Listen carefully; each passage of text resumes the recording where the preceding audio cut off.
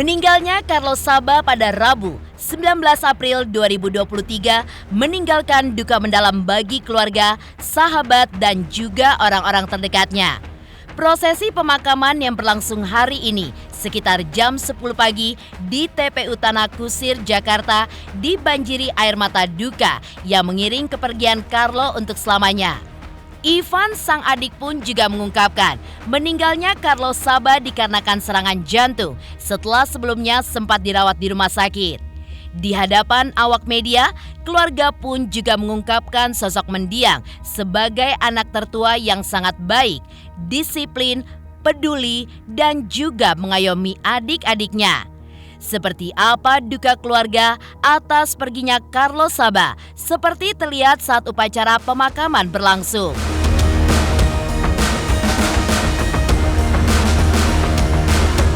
Meninggalnya Carlos Saba di usia 54 tahun membuat para sahabatnya syok dan kehilangan. Begitu juga dengan Yovie Widianto yang sangat menghormati mendiang sebagai sahabat. Ia pun juga menuturkan bahwa saat Kahitna pertama kali berdiri, Carlo lah yang justru meyakininya bahwa grup band mereka akan terkenal dan terus dikenang oleh masyarakat karena lagu-lagu cinta yang sangat digemari. Kepergian sang vokalis yang sangat dekat dengan para penggemarnya itu pun menjadi sebuah pukulan berat bagi para fans setia Kahitna.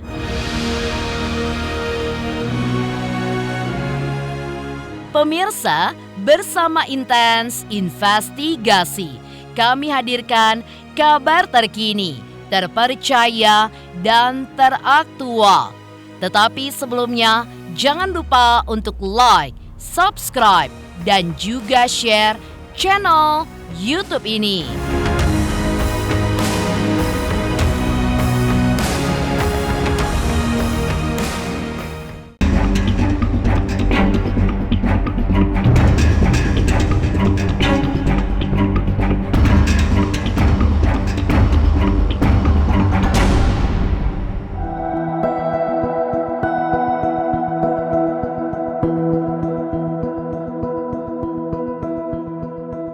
Kepergian Carlos Saba untuk selamanya pada Rabu, 19 April 2023 meninggalkan duka yang mendalam bagi keluarga dan juga orang-orang terdekatnya.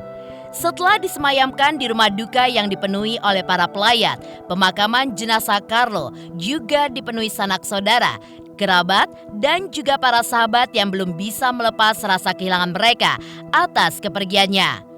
Duka dan banjir air mata pun mengiringi proses pemakaman Carlo yang berlangsung Jumat 21 April 2023 di Taman Pemakaman Umum Tanah Kusir, Jakarta. Seperti apa suasana mendung penuh keharuan yang mengiringi pemakaman pria berusia 54 tahun itu.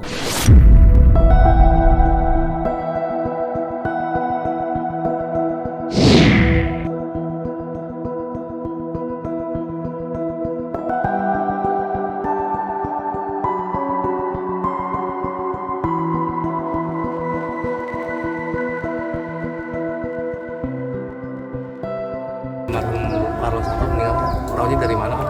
Awal kita punya grup namanya Grup Suara, isinya para penggiat musik di Indonesia ya, penyanyi, pencipta lagu, pemusik semua lah, hampir 200 orang lebih. Jadi kita setiap hari itu tak tuh sampai subuh. Nah 2 hari yang lalu terima berita bahwa Carlo pergi, shock kita semuanya. Karena pertama kita nggak pernah dengar dia sakit, nggak ada terdengar kalau sakit. Kedua, dari tampilan fisiknya ya, sehat-sehat aja, nyanyi di atas panggung juga energik. Jadi kalau misalnya dia diduga jantung ya, itu benar-benar di luar perkiraan kita. Ya tapi ya gitulah, yang namanya ajal ya. Kita nggak pernah tahu, kita terlihat sehat. Tapi kalau sudah janjinya ya harus pergi juga. Tapi sempet kaget nggak sih pas mendengar? Ya kaget lah, kaget. Terutama kalau teman kita yang kita tahu sehat ya, tidak ada isu dengan kesehatan. Tiba-tiba meninggal gitu. Pasti membuat siapapun kaget, apalagi keluarganya. Jadi kita hanya bisa berdoa semoga Carlo mendapat tempat yang terbaik di sisi Tuhan sesuai dengan amal ibadah dan perbuatannya. Mengenal sosok Carlo seperti apa? Carlo itu jarang saya berinteraksi, ya sesama Kahitna lah. Karena saya kan berteman baik bersahabat lah dengan Yofi Widianto. Nah, dalam interaksi dengan Yofi itu banyak berhubungan dengan Kahitna. Ya. Kalau untuk komunikasi terakhir seperti apa? Oh, udah lama sekali. Sekitar berapa tahun? Wah, udah. Ini terakhir doanya ada doanya. Terakhir itu di Music 20 M20. Pernah satu panggung bareng. Bukan satu panggung karena ketua panitianya kan saya. Oh gitu. Salah satu penampil adalah Kahitna. Dan saya bisa sebut penampil yang top banget itu. Jadi semua di gedung itu nyanyi waktu itu di Taman Mini. Ya itu, jadi setahun yang lalu lah ya. Saya berinteraksi dengan Carlo. Makasih udah diingetin. Terakhir doanya Om untuk almarhum. Ya, saya mengajak semua yang kenal almarhum Carlo Saba untuk dapat bersama-sama mendoakan agar supaya semua kebaikan, semua amal ibadahnya selama hidup meringankan jalannya untuk umat Sang Pencipta. Dia mendapat tempat yang terbaik dan kekal adanya. Amin.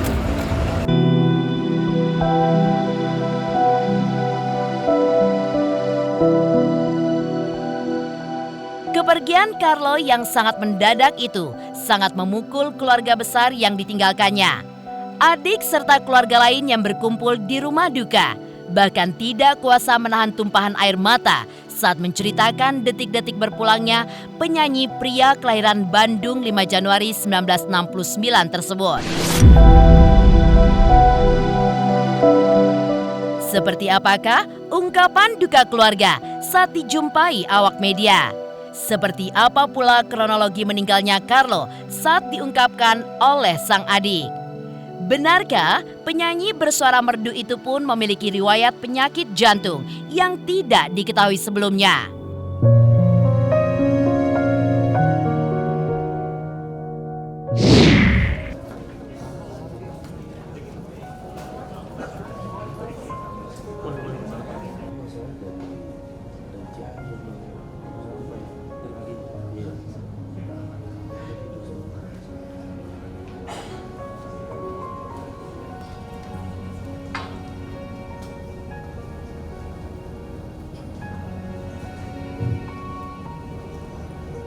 Ya, kepulangan kakak terkasih kami memang agak mendadak gitu, jadi kita semua kaget dan kehilangan banget.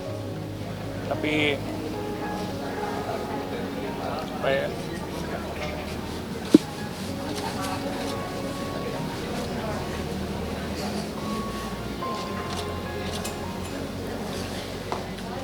jadi Carlo itu kena serangan pertama di bulan Januari.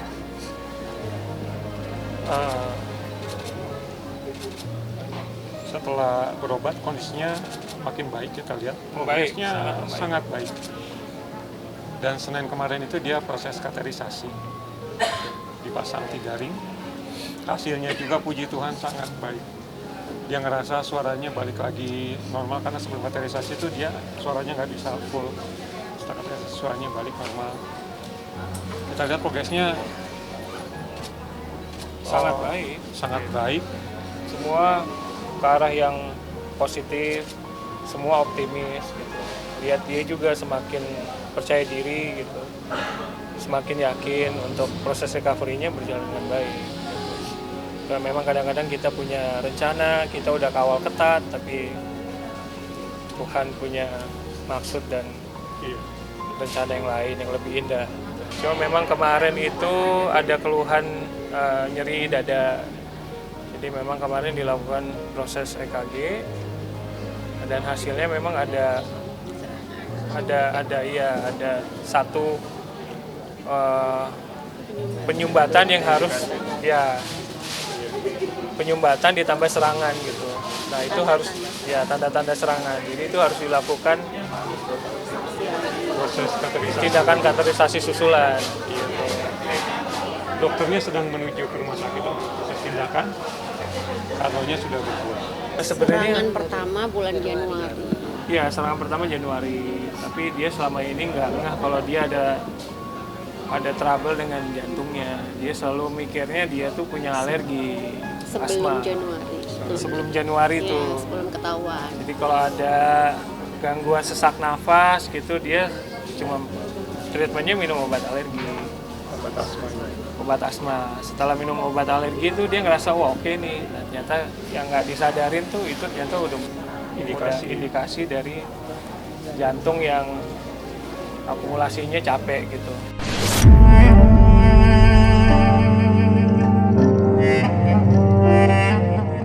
Joshua Julkarlo Sabah adalah penyanyi berdarah Nusa Tenggara Timur yang sangat dicintai oleh keluarga. Sebagai anak tertua, sosoknya pun sangat dihormati adik dan saudara lainnya. Mendiang pun dikenal sebagai kakak yang sangat baik, disiplin, juga peduli dan mengayomi adik dan keluarganya.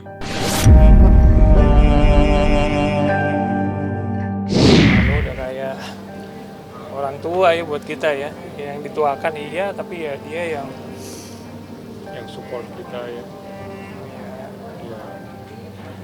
jadi setelah kehilangan Martin, kakak kami yang nomor 2 itu yang 2 tahun yang lalu yang menguatkan saya dan Denny yang termasuk keluarga yang lain adalah Carlo. Jadi sekarang dia berpulang itu ya buat kami ya sedih banget ya.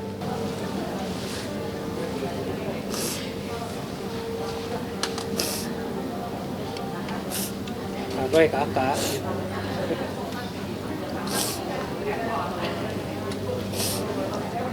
Dia nge-treat saya sama nge-treat kita sama aja. Nge-treat dia, nge-treat Denny, jadi kita sama aja gitu. Dia ya selalu bersikap sebagai seorang kakak yang sama gitu, sama semuanya.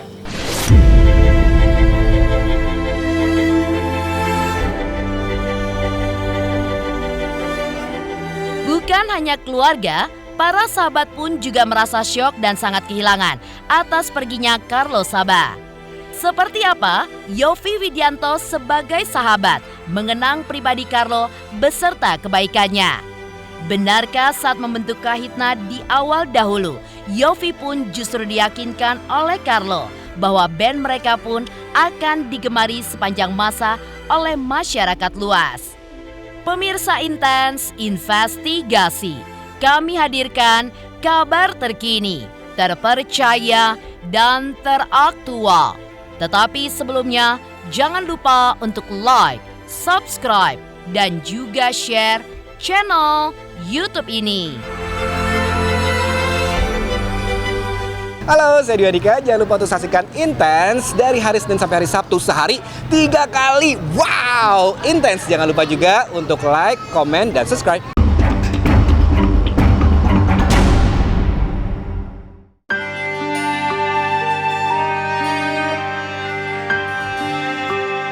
Meninggalnya Carlo Sabah di usia 54 tahun membuat para sahabatnya syok dan kehilangan.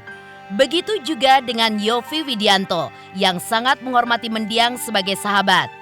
Ia pun juga menuturkan bahwa saat Kahitna pertama kali berdiri, Carlo lah yang justru meyakininya bahwa grup band mereka akan terkenal dan terus dikenang oleh masyarakat karena lagu-lagu cinta yang sangat digemari. Bukan cuma itu, Carlo pun juga dikenal sebagai sosok luar biasa di mata sahabat yang selalu memberi inspirasi bagi orang-orang di sekelilingnya. Saya tahu betapa besarnya kecintaan Carlo terhadap Kahitna. Saya ingat ketika saya masih di Bandung, ketika baru pertama kali buat lagu, Carlo kan selalu kalau saya main piano buat lagu, Carlo bilang ini, Yov, ya ini band kita pasti akan jadi band lagu cinta yang gak akan pernah bisa sama dengan yang lain tidak akan pernah bisa sama dengan Kahitna.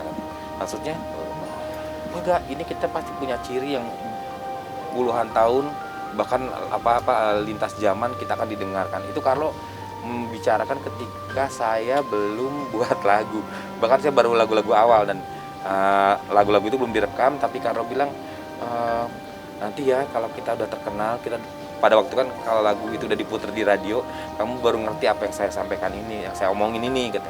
Yang luar biasa dari Carlo untuk saya adalah kecintaannya, dan jadi mungkin ini bisa menjadi inspirasi untuk teman-teman band di seluruh Indonesia dimanapun. Kami ini 9 orang, tapi dibilang berantem sekalipun hampir gak pernah loh 37 tahun. Apalagi kalau misalnya masalah rezeki kayak gitu, kami percaya betul Allah yang memberikan, Tuhan yang memberikan pada kami. Jadi banyak yang ngeledekin saya pada waktu, Yof ngapain buat band 9 orang? Kebayangan kalau gajinya berapa, bagi-baginya cuma berapa, dapatnya kalian, udah capek-capek dapatnya cuma segitu. Itu diledekin sama teman-teman band yang lain pada waktu itu. Tapi saya ingat banget dan saya sama Carlo punya jawaban yang sama. Gak apa-apa, orangnya banyak, yang ngedoain banyak. Keluarga kami banyak yang mendoakan, dan alhamdulillah kita sampai sekarang udah jalan ke 37 tahun. Sebuah grup band yang setiap bulannya jobnya kadang-kadang melebihi jumlah hari dalam bulan itu.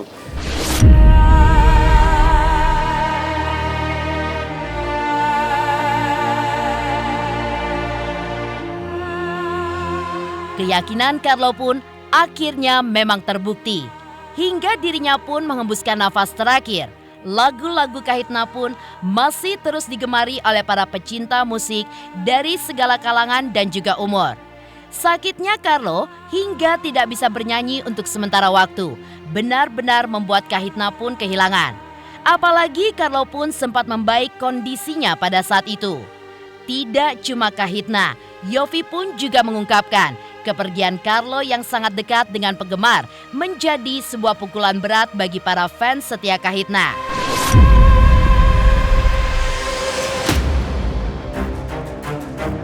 Kahitna ini udah 5 bulan.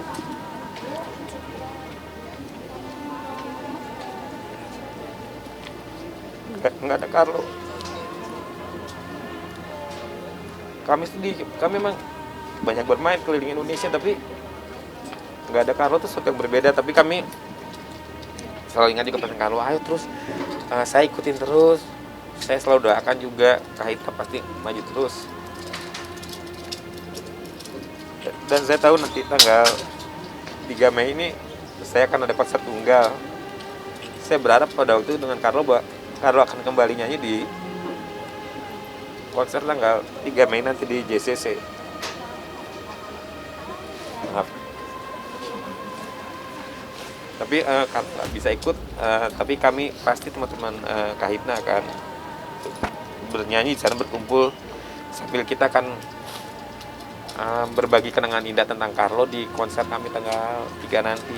4 hari yang lalu udah sempat buka bersama sama Hedi. Jadi itu membuat keyakinan kita bahwa kita akan berkumpul lagi di 3 Mei nanti. Tapi memang rupanya sudah kehendak Tuhan. Sekali lagi saya memohonkan buat para soulmate Kahitna di seluruh Indonesia, mohon maaf kalau ada kesalahan dari sahabat kami Carlo. Mohon doanya juga, semoga Carlo mendapat tempat terbaik di sisinya. Demikian pemirsa, kabar terkini, terpercaya, dan teraktual yang kami hadirkan hari ini. Saksikan terus Intens Investigasi setiap hari Senin sampai dengan Sabtu, tayang 3 kali sehari, yaitu pada siang, sore, dan juga malam, hanya di YouTube channel. Dan pastikan jangan lupa untuk like, subscribe, dan juga share channel Intens Investigasi.